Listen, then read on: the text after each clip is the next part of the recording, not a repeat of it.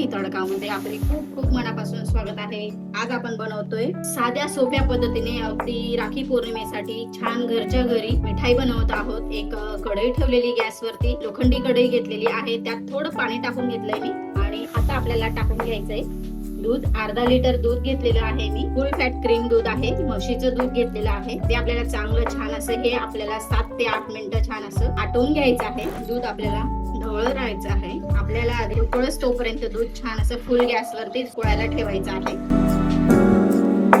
दूध उकळायला लागलेलं आहे, उकळून छान असं आटवायचं आहे आपल्याला हे दूध। एका साईडला दूध आपण आटवून घेऊया आणि मी जवळजवळ 200 ग्रॅम पनीर घेतलंय, ते आपण छान असं बारीक किसणीने किसून घेऊया।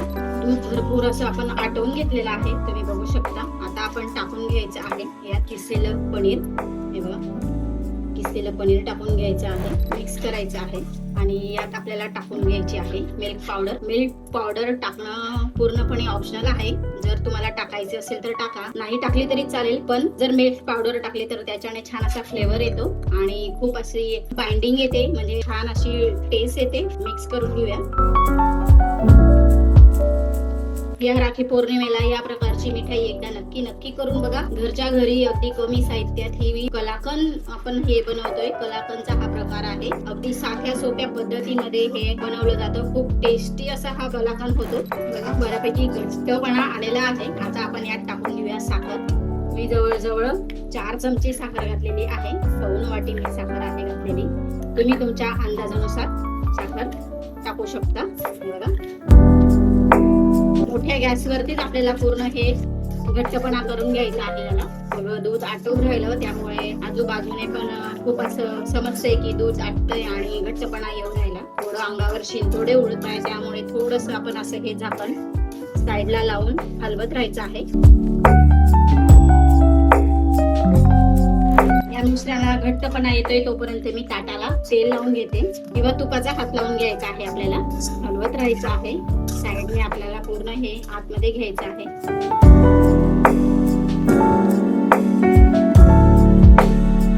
दूध आपलं बऱ्यापैकी फुगू राहिलंय, त्यामुळे आता आपण यात वेलची पूड टाकून घ्यायची आहे। जवळजवळ 2 वेलचीची पावडर बनवून घेतली आहे, वेलची पावडर टाकून घ्यायची आहे। मिक्स करून घेऊया। मिश्रण आपलं रेडी झालेलं आहे। आता आपण या तूप लावलेल्या ताटामध्ये काढून घेऊया। हे बघा, दूध पूर्णपणे आटलेलं आहे, अजिबात असं दूध येत नाही। मी ताटाला तूप लावून घेतलेलं आहे आधीच। आता आपण गॅस बंद करायचा आहे आणि हे सर्व मिश्रण आपण ताटात काढून घ्यायचं आहे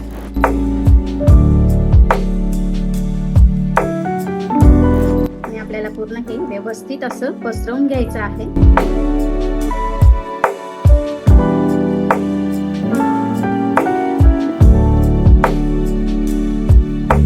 हे मिश्रण आपण जवळजवळ अर्धा ते 1 तासासाठी असंच राहू देऊया, म्हणजे जवळजवळ पंख्याखाली वगैरे किंवा असंच राहू द्या, म्हणजे नॉर्मल टेम्परेचर वरती आपल्याला गार करून घ्यायचं आहे। आणि मग नंतरच आपण हे मस्त अशा कलाकंद आपण करायला घ्यायचं आहे। हे सगळं जर निघत असेल तर हे बाजूला करून घेऊया, थोडंसं राहिलंय दूध ते काढून घेऊया। असं 15 ते 20 मिनिटांनी मी तुम्हाला दाखवते। आता आपण हे कप करायला घेऊया।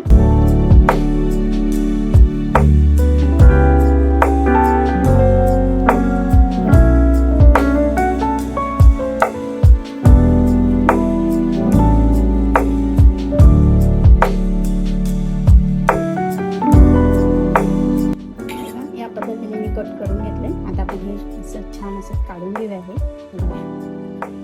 बघू शकता तुम्ही, छान आपलं हे तयार झालंय। मी एका प्लेटमध्ये काढून दाखवते तुम्हाला।